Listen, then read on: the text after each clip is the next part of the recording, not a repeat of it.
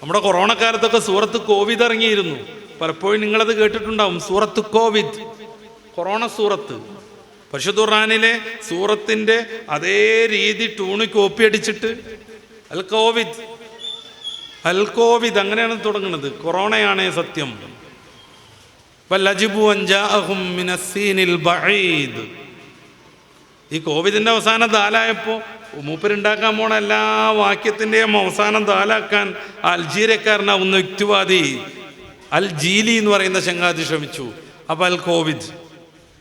പരിശുദ്ധ ഖുർആൻ 2-ാം അധ്യായം സൂറത്തു അൽ ബഖറയുടെ 23-ാമത്തെ വചനത്തിൽ ഹബീബായ നബി തങ്ങളുടെ ഖുർആനെ പ്രതി നിങ്ങൾക്ക് എന്തെങ്കിലും സംശയം വരുന്നുവെങ്കിൽ അതിലൊരു അധ്യായത്തിന് സമാനം ഒന്ന് നിർമ്മിച്ചു കൊണ്ടുവരാമോ എന്ന് വെല്ലുവിളിച്ചിട്ട് ഖുർആനിൻ്റെ ആ കാലം മുതൽ ഇതുവരെയും ആ വെല്ലുവിളി സ്വീകരിക്കാൻ ആർക്കുമേ സാധിച്ചില്ല. അറബി അറിയാത്തത് കൊണ്ടാണോ? അല്ല. ഓറിയന്റലിസ്റ്റ് പണ്ഡിതന്മാരൊക്കെ അറബി ധാരാളം പഠിച്ചു. നമ്മുടെ പള്ളി ദർസുകളിൽ പോലും കുട്ടികൾ അറബി ഭാഷ പഠിക്കാൻ ഉപയോഗപ്പെടുത്തുന്ന അൽമുഞ്ചിദ് എന്ന് പറയുന്ന അറബി തടിച്ച നിഘണ്ടു രൂപീകരിച്ചത് ഫാദർ ലൂയിസ് എന്ന് പറയുന്ന ക്രൈസ്തവ പ്രബോധകനാണ്. ഇപ്പോഴും നമ്മുടെ മക്കൾ അത് പഠിച്ചുകൊണ്ടിരിക്കുന്നു.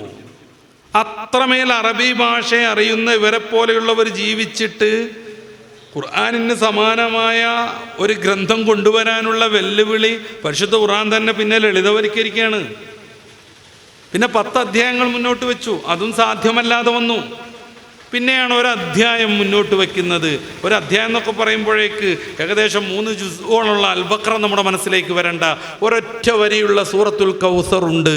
ഇന്ന അഅ്തൈനാകൽ കൗസർ ഫസല്ലി ലിറബ്ബിക വൻഹർ ഇന്ന ശാനിയക ഹുവൽ അബ്തർ. ഇതിന് തുല്യം ഒരു സൂറത്ത് കൊണ്ടുവരാൻ ലോക ചരിത്രത്തിൽ ഒരാൾക്കും സാധിച്ചില്ല എന്നുള്ളത് എന്തൊരത്ഭുതം. ചിലരൊക്കെ വെല്ലുവിളി ഏറ്റെടുത്തു നോക്കി. ആധുനിക കാലത്തും നമ്മുടെ കൊറോണ കാലത്തൊക്കെ സൂറത്ത് കോവിഡ് ഇറങ്ങിയിരുന്നു. പലപ്പോഴും നിങ്ങളത് കേട്ടിട്ടുണ്ടാവും. സൂറത്ത് കോവിഡ്, കൊറോണ സൂറത്ത്. പരിശുദ്ധ ഖുർആനിലെ സൂറത്തിൻ്റെ അതേ രീതി ടൂണ് കോപ്പി അടിച്ചിട്ട് അൽ കോവിഡ്, അൽ കോവിഡ് അങ്ങനെയാണ് തുടങ്ങുന്നത്. കൊറോണയാണേ സത്യം. വല്ലജിബു അൻജാഅഹും മിനസ്സീനിൽ ബഈദ്. ഈ കോവിഡിൻ്റെ അവസാനം ദാലായപ്പോൾ മൂപ്പരുണ്ടാക്കാൻ പോണ എല്ലാ വാക്യത്തിൻ്റെയും അവസാനം ദാലാക്കാൻ അൽജീരിയക്കാരനാവുന്ന യുക്തിവാദി അൽ ജീലി എന്ന് പറയുന്ന ചങ്ങാതി ശ്രമിച്ചു. അപ്പോൾ അൽ കോവിഡ്. പിന്നെ അയാളിങ്ങനെ തുടങ്ങി വൽ ഫൈറൂസിൽ മുബീദ്. മാരകമായ വൈറസാണേ സത്യം. വല്ലജിബു അൻജാഅഹും മിൻഹും മിനസ്സീനിൽ ബഈദ്. ദൂരമുള്ള ചൈനയിൽ നിന്നത് വന്നതിൽ അവർക്ക് വല്ലാത്തൊരത്ഭുതം. വഖാലൽ കാഫിറൂന ഹാദാ മറളുൻ നക്കീദ്. കാഫിരിങ്ങൾ പറയാണ് ഇതൊരു കുഴപ്പം പിടിച്ച മരണമാണ്. കല്ല, അവർ പറഞ്ഞത് ശരിയല്ല. ബൽ ഹുവൽ മൗത്തുൽ അക്കീദ്, അത് ഉറപ്പിച്ച മരണമാകുന്നു. ഇങ്ങനെയുണ്ട് കുറേ അങ്ങോട്ട്. ഇതൊന്ന് പരിശുദ്ധ ഖുർആനിലെ ടൂൺ അങ്ങനെ കോപ്പിയെടുത്തു. അതോടുകൂടെ തന്നെ ഇതിന് സമൂഹത്തിൻ്റെ മുന്നിലേക്ക് സമർപ്പിക്കാൻ പറ്റാതെയായി. അതിൻ്റെ ആശയത്തിലേക്കൊക്കെ നമ്മളൊന്ന് കടന്നു നോക്കണം. വല്ലജിബു അൻജാഅഹും മിനസ്സീനിൽ ബഈദ്. ദൂരെയുള്ള ചൈനയിൽ നിന്ന് വന്നതിൽ വല്ലാത്തൊരത്ഭുതം പ്രകടിപ്പിച്ചു അവർ. ചൈനക്കാർക്ക് തോതാൻ പറ്റൂല, കാരണം അവരുടെ നാടാണ് ചൈന, ദൂരെയുള്ള മറ്റൊരു നാടല്ല. നമുക്കും പറ്റൂല, നമ്മുടെ അയൽവാസി നാടാണത്. അപ്പോൾ കാലൽ കാഫിറൂന, കാഫിരിങ്ങൾ പറഞ്ഞു. ആരെ കാഫിരിങ്ങൾ? കാഫിരിങ്ങൾ മാത്രമാണോ പറഞ്ഞത് കൊറോണ ഒരു ഭയങ്കര രോഗമാണെന്നുള്ളത്? കാഫിരിങ്ങൾ മാത്രം പറഞ്ഞു, മുഅ്മിനീങ്ങളൊന്നും പറഞ്ഞില്ല. അങ്ങനെ ഉണ്ടോ? അല്ലെങ്കിൽ യുക്തിവാദിക്ക് ആരാ മുഅ്മിൻ, ആരാ കാഫിർ? ആരാ മുഅ്മിൻ, ആരാ കാഫിർ? കുറച്ചുകൂടെ അപ്പുറം പോയി നോക്കൂ. ബൽ കല്ല, അവർ പറഞ്ഞത് ശരിയല്ല. പിന്നെയോ അത് മൗത്തുല്ലക്കി, ഇത് ഉറപ്പിച്ച മരണമാണെന്നാണ്. കൊറോണയുടെ തുടക്കത്തിൽ അയാൾ അങ്ങോട്ട് പോയി ഇങ്ങോട്ട് പോയി എന്നൊക്കെ ഗ്രാഫിക്കൊക്കെ എടുത്ത് ഈ ചാനലുകളൊക്കെ ആഘോഷിക്കണ സമയത്ത് കൊറോണ പിടിച്ചോ മരിച്ചു. ചില മെഡിക്കൽ ജേണലുകൾ പോലും, ചില മെഡിക്കൽ ഓൺലൈൻ പ്രസിദ്ധീകരണങ്ങളിൽ പോലും കൊറോണ ബാധിക്കുന്നതിനെ കുറിച്ചുള്ള ചില ചിത്രീകരണങ്ങളൊക്കെ വന്നു. കൊറോണ പിടിച്ചോൻ മരിച്ചു എന്ന് തീരുമാനിച്ച് ജനങ്ങൾ ഇങ്ങനെ ബേജാറായി നിൽക്കുമ്പോഴാ ഇത് രോഗമൊന്നുമല്ല, ഇതൊരു മാരകമായ രോഗം എന്ന് പറഞ്ഞുകൂടാ. പിന്നെയോ കാഫിരിങ്ങൾ പറഞ്ഞത് ശരിയല്ല, പിന്നെ അത് ഉറപ്പിച്ച മരണമാണെന്ന് ജീലി ഇറക്കണത്. സത്യം പറഞ്ഞാൽ കൊറോണ ബാധിച്ചിട്ട് 1% ആളുകൾ പോലും ഇതുവരെ മരിച്ചിട്ടില്ല. മരിച്ചോലെ തന്നെ കൊറോണ കൊണ്ടാണോ ന്യൂമോണിയ പോലത്തെ മറ്റു രോഗങ്ങൾ കൊണ്ടാണോ ശാസ്ത്രരംഗത്ത് ചർച്ച നടക്കുകയാണ്. ഇതാണ് മനുഷ്യന്മാർ ഖുർആൻ ഉണ്ടാക്കിയുള്ള ഒരവസ്ഥ. ഭയങ്കര രസകരമാണ് ഈ സൂറത്ത് മുഴുവൻ നമ്മൾ പരിശോധിച്ചിട്ടുണ്ടെങ്കിൽ. വഅ്തസിലു ഐദിയകും ബിസ്സാബൂനിൽ ജദീദ് എന്നൊക്കെ ഉണ്ടായില്ല ഒരായത്ത്. നിങ്ങൾ പുതിയ സോപ്പ് കൊണ്ട് കൈ കഴുകണം എന്ന്. പഴയ സോപ്പായ പറ്റൂല എന്നർത്ഥം. അപ്പോൾ ഓരോ കൈ കഴുകാനും പുതിയ പുതിയ ലെക്സ് പൊട്ടിച്ചുകൊണ്ടിരിക്കണം, എന്നിട്ടത് വലിച്ചെറിയണം. ഇതാണ് മനുഷ്യന്മാർ ഖുർആൻ്റെ മേക്കെട്ട് കയറാൻ ശ്രമിച്ചാലുണ്ടാവുക. മഹാനായ റസൂലുള്ളാഹി സ്വല്ലല്ലാഹു അലൈഹി വസല്ലം തങ്ങൾ ആരായിരുന്നു? സമ്പൂർണ്ണ നിരക്ഷരരായിരുന്നു. ഒരക്ഷരം എഴുതാൻ പഠിച്ചിട്ടില്ല, ഒരക്ഷരം അവിടത്തേക്ക് നോക്കി വായിക്കാനും അറിയില്ല. പരിശുദ്ധ സൂറത്ത് അങ്കബൂത്തിന്റെ 48-ാമത് വചനം, മാ കുന്ത തത്ലൂ മിൻ ഖബ്ലിഹി മിൻ കിതാബ്, അങ്ങ് ഇതിന് മുമ്പ് ഒരു അധ്യായം, ഒരു പുസ്തകം വായിച്ചിട്ടേ ഇല്ല. വലാ തഖുത്തുഹു ബിയമീനിക്, അങ്ങ് ഒരക്ഷരവും എഴുതിയിട്ടുമില്ല. ഇദല്ലർതാബൽ മുബ്തിലൂൻ, അങ്ങ് നല്ലൊരു പണ്ഡിതനും എഴുത്തുകാരനും നല്ലൊരു സാഹിത്യ വല്ലഭനൊക്കെ ആയിരുന്നെങ്കിൽ ജനങ്ങൾ അങ്ങ് കൊണ്ടുവന്ന ഖുർആനിനെ പ്രതി സംശയിക്കുമായിരുന്നു. ആ സംശയം വരാതിരിക്കാൻ നിരക്ഷരരായി അവിടുത്തെ അള്ളാഹു വളർത്തിക്കൊണ്ടുവന്നു. എന്തൊരത്ഭുതമാണത്! ബിനസീർ ഈ ആയത്തിൻ്റെ തഫ്സീറിൽ എഴുതുന്നുണ്ട്, ഹബീബായ നബി സല്ലല്ലാഹു അലൈഹി വസല്ലമ തങ്ങൾ മരിക്കുവോളം നിരക്ഷരനായിരുന്നു എന്ന്. അതിനുള്ള ചില ചരിത്രങ്ങളും ഹദീസുകളും പല പണ്ഡിതന്മാരും ഉദ്ധരിച്ചിട്ടുമുണ്ട്. മുതല്ലിങ്ങളൊക്കെ ഉള്ളതുകൊണ്ട് പറയാണ് ഞാൻ. അത് സംബന്ധമായി സ്വതന്ത്ര കിതാബുകളുണ്ട്. ഹുദൈബിയ സന്ധി നടക്കുന്നത് ഹിജ്റയുടെ 6-ാം വർഷത്തിലാണ്. പിന്നെ 3.5 വർഷത്തോളാണ് ഹബീബായ നബി തങ്ങൾ ജീവിച്ചിരുന്നത്. ഏകദേശം അവിടുത്തെ ജീവിതത്തിൻ്റെ അവസാന ഘട്ടം. ഹുദൈബിയ സന്ധി എഴുതുമ്പോൾ അലി ഇബ്നു അബീ ത്വാലിബ് റളിയല്ലാഹു അൻഹു മിൻ മുഹമ്മദിൻ റസൂലില്ലാഹി, അള്ളാഹിൻ്റെ പ്രവാചകരാകുന്ന മുഹമ്മദ് നബിയിൽ നിന്ന് എന്നൊരു പ്രയോഗം നടത്തിയപ്പോൾ ശത്രുപക്ഷം മുശ്രിക്കീങ്ങൾ എതിർത്തു, ഈ റസൂലുള്ളാഹി വെട്ടിക്കളയണം എന്ന്. റസൂലുള്ളാഹി വെട്ടിക്കളയണം, അത് ഞങ്ങൾ സമ്മതിക്കൂല. മുത്ത് റസൂൽ സല്ലല്ലാഹു അലൈഹി വസല്ലമ തങ്ങൾക്ക് അവർ പ്രതിപക്ഷത്തെ മാനിക്കേണ്ടതുണ്ടെന്ന് തോന്നി. അവിടുന്ന് അലിയാർ തങ്ങളോട് അത് വെട്ടിക്കളയാൻ പറഞ്ഞു. അലിയാർ തങ്ങൾ, ഞാൻ റസൂലുള്ളാഹി എന്ന് എഴുതിയത് ഒരിക്കലും വെട്ടൂല എന്ന് ഹബീബായ നബി തങ്ങളോടുള്ള സ്നേഹാതിരേകത്താൽ വാശി പിടിച്ചു. സല്ലല്ലാഹു അലൈഹി വസല്ലമ തങ്ങൾ ആ ഹുദൈബിയ സന്ധിയുടെ പേപ്പർ വാങ്ങി. എന്നിട്ട് ചോദിച്ചു, ആ ഒരു റസൂലുള്ളാഹി എന്നുള്ള സ്ഥലം എനിക്ക് കാണിച്ചു തരുമെന്ന്.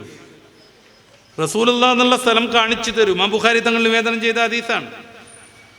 അലിയാർ തങ്ങൾ കാണിച്ചു കൊടുത്തു, ഇതാണ് റസൂലുള്ളാഹി എന്നുള്ള പദം. അവിടുന്ന് അത് നീക്കിക്കളഞ്ഞു. നബി തങ്ങൾ അത് മായ്ച്ചു കളഞ്ഞു. എന്നിട്ട് അലിയാർ തങ്ങളോട് മുഹമ്മദ് ബിൻ അബ്ദില്ല എന്ന് രേഖപ്പെടുത്താൻ പറഞ്ഞു. മുഹമ്മദ് ബിൻ അബ്ദില്ല എന്ന് അവിടെ എഴുതി ചേർക്കാൻ പറഞ്ഞു. അതായത് ഹുദൈബിയ സന്ധി നടക്കുന്ന സന്ദർഭത്തിൽ റസൂലുള്ളാഹി എന്നത് വായിക്കാൻ അവിടുത്തേക്ക് കഴിയില്ലായിരുന്നു. അത് അലങ്കാരമാണ് റസൂലിനെ സംബന്ധിച്ചിടത്തോളം. കാരണം ഹബീബായ നബിതങ്ങൾ കടന്നു വരുന്നത് ലോകത്തിന് മൊത്തം മാതൃകയായിട്ടാണ്, ഏതെങ്കിലും ഒരു സമൂഹത്തിലേക്കല്ല. ഖുൽ യാ അയ്യുഹന്നാസ് ഇന്നി റസൂലുള്ളാഹി ഇലൈക്കും ജമീഅ, സൂറത്തുൽ അഅറാഫിന്റെ 157-ാമത് വചനം അങ്ങനെയാണ് ആരംഭിക്കുന്നത്. റസൂലേ പറയൂ, ഞാൻ നിങ്ങൾ എല്ലാവരിലേക്കുമുള്ള പ്രവാചകരാകുന്നു. എല്ലാവരിലേക്കും എല്ലാ കാലത്തേക്കുമുള്ള പ്രവാചകരാകുമ്പോൾ അവിടുത്തെ അമാനുഷികതയിൽ ഏറ്റവും ശ്രേഷ്ഠമായ പരിശുദ്ധ ഖുർആൻ എന്നുമെന്നും നിലനിൽക്കണം, എന്നുമെന്നും നിലനിൽക്കണം.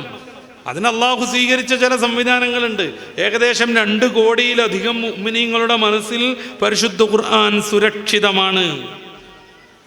2 കോടിയിലേറെ മുഅ്മിനീങ്ങളുടെ മനസ്സിൽ പരിശുദ്ധ ഖുർആൻ സുരക്ഷിതമാണ്.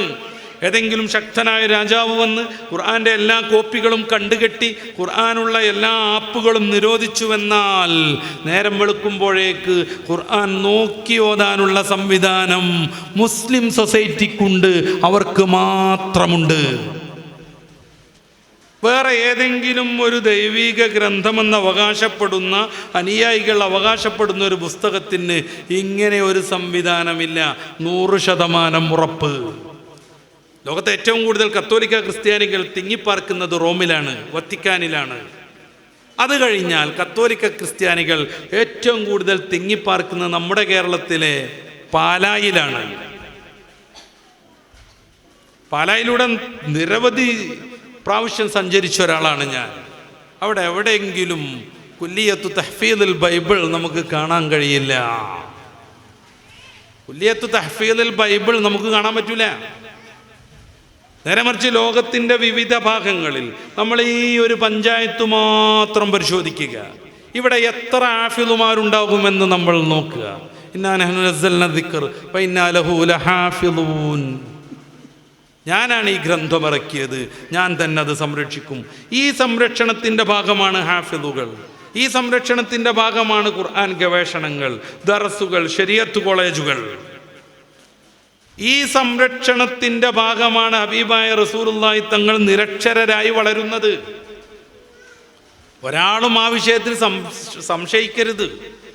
പരിശുദ്ധ ഖുർആൻ എങ്ങനെ ലഭ്യമായി എന്നതിനെക്കുറിച്ച് പഠിക്കുന്നവരെല്ലാം ആ ഖുർആനിൻ്റെ മുന്നിൽ വിനയാന്വിതരായി നിൽക്കുന്നു. ഇത് കണ്ണൂർ ജില്ലയിലാണ് ഞാൻ പ്രസംഗിക്കുന്നത്.